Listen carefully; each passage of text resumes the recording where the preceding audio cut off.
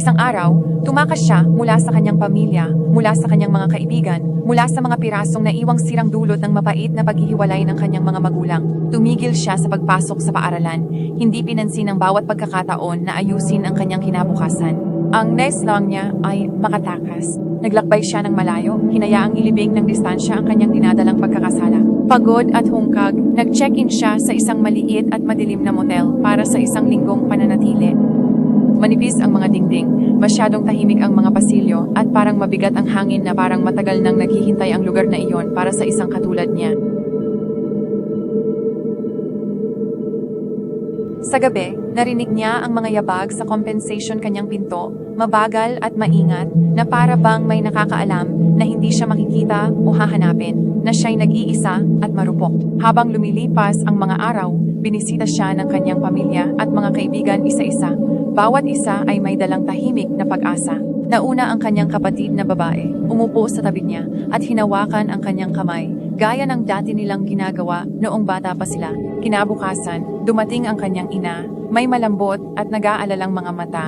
Ipinaalala sa kanya na ang tahanan ay sa kanya pa rin, kahit gaano man siya kalayo tumakbo. Sa ikatlong araw, dumating ang kanyang ama, mahinahong nagsalita. Sinasabihan siya na ang mga pagkakamali ay hindi kailanman mabubura ang kanilang pagmamahal para sa kanya. Sa ika-4 na araw bumisita ang kanyang propesor, hinihikayat siyang bumangon muli at huwag iwanan ang kinabukasang minsang pinangarap niya. At sa wakas, sa ika-5 araw, nagtipon ang kanyang mga kaibigan, may malugod ng ngiti, nangakong tutulungan siyang buuin muli ang kanyang buhay kung uuwi lamang siya. Isang gabi, isang matandang babae ang lumitaw sa labas ng bintana. Magulo ang buhok at ang kanyang mga mata ay kumikislap sa takot. Inihampas niya ang kanyang mga kamay sa salamin, sumisigaw, lumabas ka sa bahay na, yan! Lumabas ka, umalis ka! Napapagal ang kanyang boses sa bawat sigaw, palakas ng palakas at nagiging mas desperado na parang hindi siya nagbababala sa isang estranghero, kundi nagmamakaawa sa isang taong alam niyang hindi makakaligtas sa gabing iyon. Kinabukasan ng umaga, bumalik ang matandang babae, na mamaos ang boses mula sa nakaraang gabi.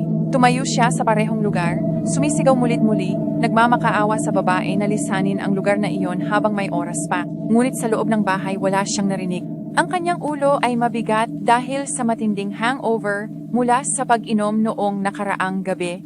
Nalunod ang kanyang mga pandama sa nakakalaso na ulap na kanyang nilikha. Sa labas, sinigaw ng matandang babae ang kanyang huling babala, at sa pagkakataong ito, naputol ang kanyang boses hindi dahil sa galit kundi sa takot na walang makikinig.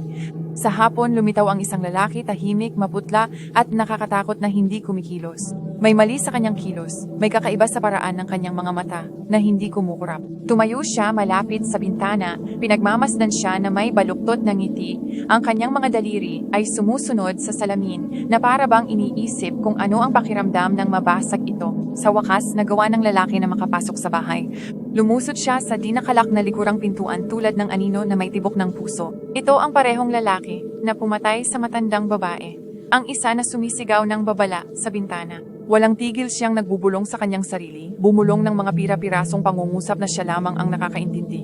Ang kanyang mga kamay ay nanginginig sa may sakit na pananabik, mabilis at sabik ang kanyang paghinga. Hindi siya naghahanap ng tulong o kanlungan. Siya ay gutom sa takot, gutom na saktan ang isang tao. At ngayon natagpuan na niya siya. Pinatay ng lalaki ang babae tulad ng ginawa niya sa matandang babae na nanirahan sa bahay bago pa siya, isang nakakatakot na pattern na paulit-ulit sa loob ng mga pader na tila nagugutom sa dugo. Nakita ng bahay ang lahat, ang mga anino nito ay makapal sa mga sigaw ng mga nauna, at ngayon ay kumuha ito ng isa pang biktima. Kung nakinig lamang siya sa kanyang pamilya at mga kaibigan, kung umuwi lamang siya at hinayaan silang tulungan siyang makabangon muli, hindi sana siya mapunta sa ganitong panganib. Echoes of Wonder, The Window, nilikha ni Franco Murillo. Espesyal na pasasalamat kay Daisy, Latifa, at Liana, 2025, Echoes of Wonder. Lahat ng karapatan ay nakalaan,